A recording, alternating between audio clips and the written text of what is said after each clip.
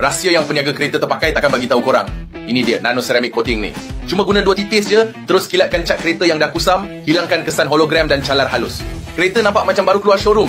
Macam sunscreen untuk kereta, lapisan perlindungan keras, tahan hujan asid, calar dari ranting pokok pun tak jadi masalah, anti karat, anti UV dan kesannya 10 kali lebih baik dari waxing. Guna bahan halal, sebab tu ramai peniaga kereta terpakai benda ni. Nak naikkan nilai kereta 2 kali ganda? Kalau lepas guna cat kereta tak berkilat macam cermin, boleh terus claim refund dan tinggal review buruk kat kedai kami. Berani cuba tak?